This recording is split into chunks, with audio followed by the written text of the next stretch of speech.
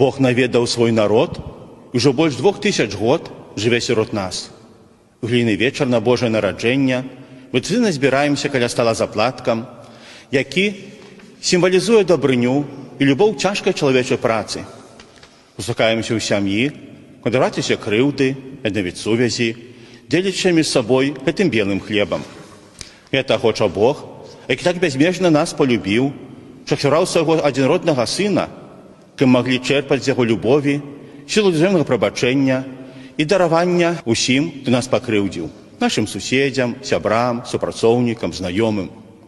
В такой атмасферы прабачэння і згоды нанова нараджаецца Христос, зазначаючы сваю прысутнасць сярод нас, супакоем і радасцю ў сямейнай і кожнай іншай супольнасці. Сёлетні юбілейны год пра спецыяльныя знакі і падзеі і сведчанні веры хрысціянскага народа рыхтаваў нас да святкавання Божага нараджэння.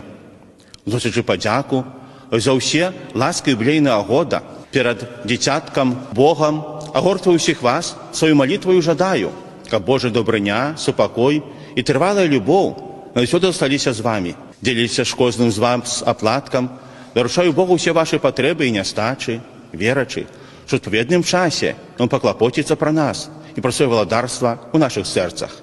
Віншую усіх за святим Божого народження.